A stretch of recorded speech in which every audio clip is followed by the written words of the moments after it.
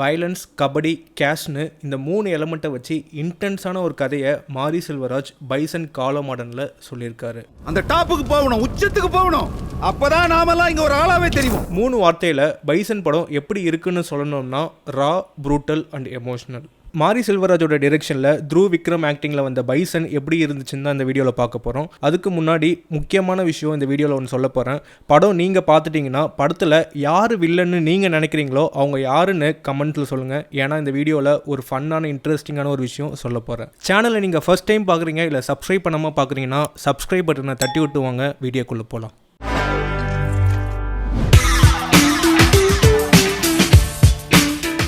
Bison Kaalamaadan வெறும் sports படம் மட்டும் இல்லை, ஒருத்தவங்க அவங்களோட ஐடென்டிட்டிக்காக சண்டை போடுற ஒரு படம். படத்தோட பிளாட் பார்த்தீங்கன்னா படம் திருநெல்வேலி பேக்ட்ராப்பில் லேட் 90s நடக்கிற மாதிரி காமிச்சிருக்காங்க.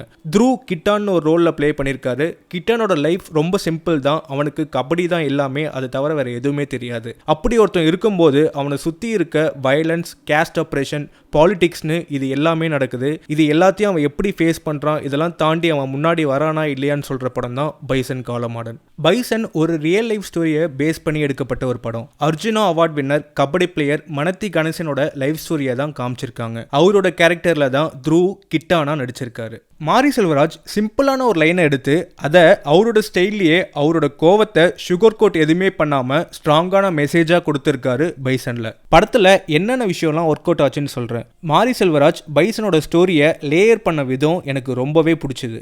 ஏன்னா முன்னாடி சொன்ன மாதிரி இது வெறும் ஸ்போர்ட்ஸை பற்றி பேசுகிற படம் மட்டும் இல்லை, கேஸ்ட்டை பற்றி பேசுது, கிளாஸை பற்றி பேசுது, பவரை பற்றி பேசுது. முக்கியமாக ஒரு ரெபலியனோட ஸ்டோரியை எந்த ஒரு ஃபில்டர் இல்லாமல் ரியலிஸ்டிக்காக சொல்லியிருக்கு. படத்தில் நிறைய ராவான வைலன்ஸ் சீன்ஸ் இருக்குது. அது வெறும் மாசா மட்டும் இல்லை, அந்த வைலன்ஸ்க்கு பின்னாடி இருக்க ரீசன் ஸ்ட்ராங்கான மீனிங்கோட இருக்குது. ஒரு சண்டையும் ஒரு வார்த்தையும் பொலிட்டிக்கலாக வெயிட்டாக இருக்குது. படத்தில் வந்த டைலாக்ஸ் நிறைய இடத்துல மக்களோட கிளாப்ஸை வாங்குச்சு. மாரி செல்வராஜ் சொல்ல வர விஷயம் எங்கேயுமே ஸ்பூன் ஃபீட் பண்ண மாதிரியே இல்லை. டைலாக்ஸ் எல்லாமே அவ்வளோ ஷார்ப்பாக இருந்துச்சு, கத்தி மாதிரி. பைசன் படத்தில் நிறைய விஷயத்த சட்டுலா சொல்லியிருப்பாரு மாரி செல்வராஜ். ஒருத்தவன் கீழே இருந்து மேலே போக போக தான் அவனுக்கு கிடைக்க வேண்டிய பேசிக் திங்ஸ் கிடைக்கும்னு சில சீன்ஸில் சொல்லாமல் சொல்லியிருப்பாரு. எக்ஸாம்பிள், த்ரூ கபடியில் அடுத்தடுத்தபடி மேலே போக போக தான் அவங்க வீட்டுக்கு எலக்ட்ரிசிட்டி அண்ட் டெலிஃபோன்லாம் வருது. இந்த மாதிரி விஷயத்த இம்பார்ட்டன்ஸ் கொடுத்து காமிக்காம போகிற போக்கில் காமிச்சிட்டு போயிருப்பாரு மாரி செல்வராஜ். இந்த மாதிரி சின்ன சின்ன யதார்த்தமான விஷயம் தான் படத்தை அழகாக்குது. த்ரூ அவரோட பெர்ஃபார்மன்ஸை முக்கியமாக மென்ஷன் பண்ணியே ஆகணும். படத்தில் அவரை பார்க்கும்போது எங்கேயுமே அவர் த்ரூவாவே தெரியல, எனக்கு கிட்டானா தான் தெரிஞ்சாரு. அவர் அந்த கேரக்டருக்காக போட்ட எஃபோர்ட்ஸ் அண்ட் டெடிகேஷன் ஸ்க்ரீனில் நல்லாவே பார்க்க முடியுது. மாரி செல்வராஜ் த்ரூவோட ஃபுல் பொட்டன்ஷியலை பைசனில் அன்லீஷ் பண்ணிட்டாருனே சொல்லலாம். எந்த ஒரு டவுட்டுமே இல்லாமல் பைசன் த்ரூவோட கெரியர் பெஸ்ட்டாக எப்போவுமே இருக்கும். அவரோட கெரியரில் இந்த படம் ஒரு நல்ல ஸ்டார்ட்டை கொடுத்துருக்கு. சொல்லப்போனால் படத்தில் த்ரூக்கு டைலாக்ஸே கம்மியாக தான் இருக்குது. ஏன்னா படத்தில் ஈக்குவலி இம்பார்ட்டண்ட்டான நிறைய கேரக்டர்ஸ் இருக்குது. நிறைய சீன்ஸில் அவருக்கு டைலாக்ஸ் பெருசாக இல்லாட்டியுமே அந்த சீன்ஸில் அவரோட ரியாக்ஷனே அவருக்கு ஸ்கோர் பண்ணி கொடுத்துடுது. அதே மாதிரி படத்தில் அவருக்கு எங்கேயுமே ஒரு ஹீரோக்கான ட்ரீட்மெண்ட்டே இல்லை. No hero entry, no buildup shots, சட்டுலாக கண்ட்ரோல்டாக நடிச்சிருக்காரு த்ரூ. டாடா ஸ்டார் படத்தோட சினிமோட்டோகிராஃபர் எழில் தான் இந்த படத்துக்கும் சினிமோட்டோகிராஃபி பண்ணியிருக்காரு. யூஸ்வலாக மாரி செல்வராஜ் எப்பயுமே அவரோட படத்துக்கு தேனி ஈஸ்வர் கூட தான் சேர்ந்து படம் பண்ணுவாரு. இந்த டைம் எழில் சூஸ் பண்ணும்போது எனக்கு டவுட்டாவே இருந்துச்சு. ஏன்னா 2 பேரோட ஸ்டைலுமே டோட்டலா வேற. ஆனா படம் பார்த்ததுக்கு அப்புறம் தான் தெரிஞ்சது சினிமோட்டோகிராஃபர் எழிலோட பொட்டன்ஷியலே வேறன்னு. படத்துல வந்த அவரோட ஷார்ட்ஸ் அண்ட் கலர் கிரேடிங் படத்துல காமிச்ச திருநெல்வேலிக்கு உயிர் கொடுத்துச்சுன்னே சொல்லலாம். முக்கியமான சீன்ஸ்ல வந்த close ups and handheld shots அந்த சீன்ஸ்க்கான டென்ஷனையும் பில்ட் பண்ணுச்சு.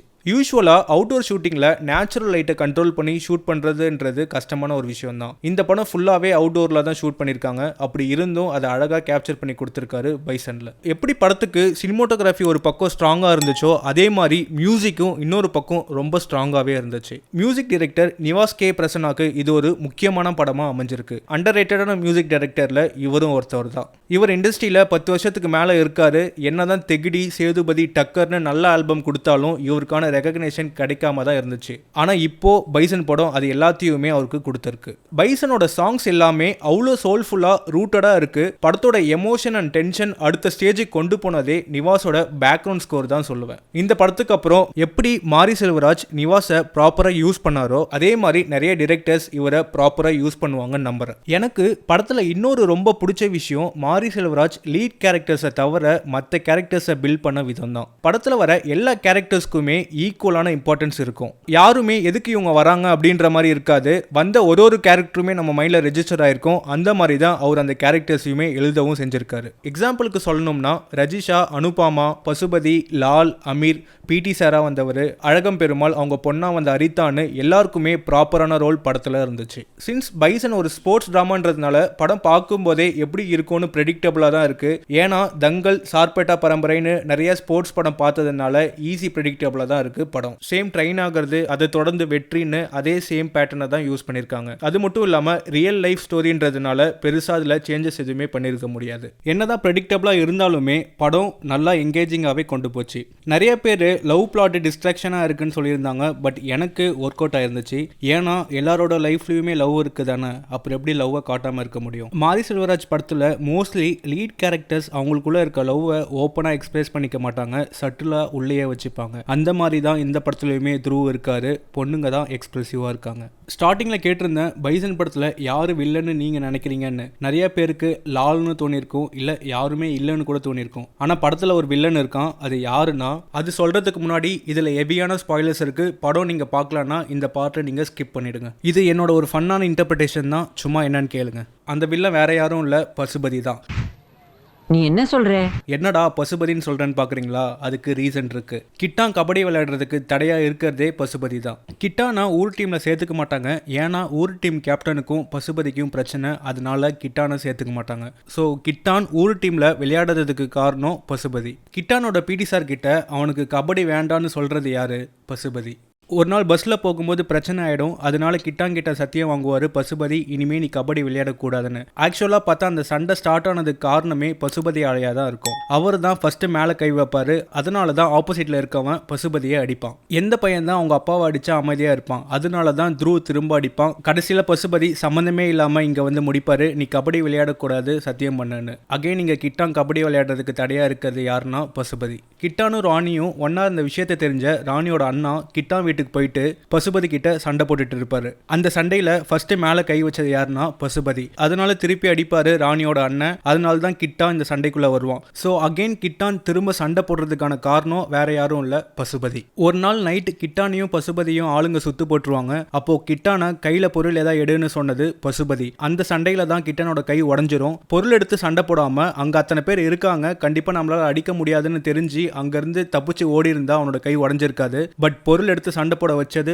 அகைன் பசுபதி. ஊர்ல இருந்து கிளம்பும் போது போலீஸ் கிட்ட மாட்டிப்பாங்க பசுபதியும் கிட்டானும். அப்போ கிட்டான் யாருன்னு உண்மையை சொல்லியிருந்தா போலீஸ் விட்டுருப்பாங்க. அங்க தேவையில்லாம ஒரு பொய்யை சொல்லி அங்க ஒரு சண்டையை உருவாக்குனதும் பசுபதி தான். இந்த மாதிரி படம் ஃபுல்லா கிட்டானுக்கு கபடி விளையாட தடையா இருந்தது, கிட்டான சண்டைக்கு இழுத்து விட்டதுன்னு எல்லா வேலையும் பார்த்ததே பசுபதி தான். பசுபதி மட்டும் இல்லாம இருந்திருந்தா கிட்டான் ஈஸியா கபடி விளையாடி மேல வந்திருப்பான், எந்த தடையுமே இல்லாம. ஸோ படம் பார்க்கும்போது இது எல்லாமே எனக்கு தோணுச்சு. ஒரு பக்கம் பசுபதி தான் கிட்டானுக்கு இன்டைரக்ட் வில்லனாவே இருந்திருக்காருன்னு. ஓவராலா பார்த்தீங்கன்னா பைசன் காலமாடன் ஒருத்தவனோட சக்ஸஸ் ஸ்டோரி மட்டும் பேசுகிற படம் இல்லை. ஒருத்தன் டேலண்டடாக இருந்தும் அவன் ஸ்போர்ட்ஸில் மட்டும் இல்லாமல் அவனை சுற்றி வெளியவும் என்னெல்லாம் பிரச்சனை இருக்குது அதை எல்லாம் அவன் எப்படி சமாளித்து அவனுக்குன்னு ஒரு புது பாதை அமைச்சு வரான்னு காமிச்சிருக்காங்க. இது அந்த ஒருத்தவனை பற்றின கதை மட்டும் இல்லை, அந்த ஒருத்தன் உருவாக்குன பாதையில் மற்ற எல்லாரையும் மேலே வர வைக்கிற கதை. இந்த வீடியோ உங்களுக்கு பிடிச்சிருந்துச்சுன்னா வீடியோவை லைக் பண்ணிடுங்க.